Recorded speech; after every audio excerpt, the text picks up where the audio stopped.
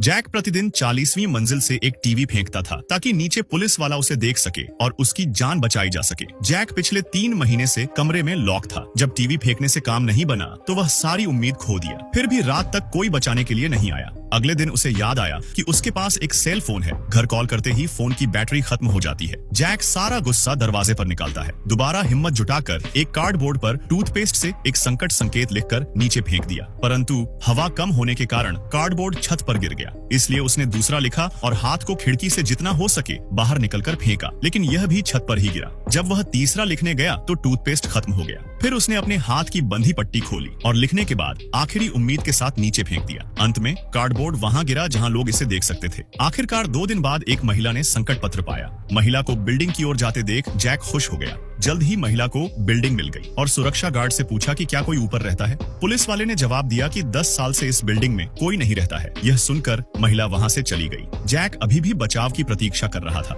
जब उसने महिला को जाते हुए देखा तो उसे एहसास हुआ कि वह ऊपर नहीं आई है। अब जैक हताश और असहाय था। फिर जैक ने दिल पर पत्थर रखकर मशाल जलाया और खिड़की से बंधे कपड़ों को जलाया, इस उम्मीद में कि कोई ध्यान देगा। बढ़ती आग को देखकर जैक खुशी से नाचने लगा, यह सोचते हुए कि यह जरूर ध्यान आकर्षित करेगी। लेकिन आग बढ़ता देख वह घबरा गया। उसे डर था कि कहीं बचाए जाने से पहले ही निपट ना जाए, इसलिए उसने एक तकिए से आग को बुझाने की कोशिश किया। जैक ने सोचा कि दूसरों के बचाव का इंतजार करने के बजाय खुद ही भागने का रास्ता ढूंढना होगा। उसने सेफ्टी ग्रिल को तोड़कर बाहर निकलने का फैसला किया, लेकिन इसे तोड़ना आसान नहीं था। उसने दिन रात कोशिश किया, लेकिन कोई परिणाम नहीं निकला। फिर उसने इसे जलाने की कोशिश किया और ग्रिल के पिघल जाने के बाद उसने ग्रिल को जोर से लात मारी। कई कोशिशों के बाद वह सफल हुआ। उसने स्टील के पाइप को अलग किया और बिना किसी डर के बाहर चढ़ गया। उसने ग्रिल का उपयोग करके नीचे उतरना शुरू किया। उसे पता था कि 30वीं मंजिल पर सुरक्षा ग्रिल नहीं है, अगर वहां तक पहुंच जाए तो बच सकता है। जल्द ही वह 30वीं मंजिल पर पहुंचा। जब वह अपना पैर नीचे रखने वाला था तो उसने जल्दी से उसे वापस खींच लिया, क्योंकि वहां खड़े होने के लिए कोई जगह नहीं था। लेकिन उसने बिना हार माने जल्दी से अपना बेल्ट निकाला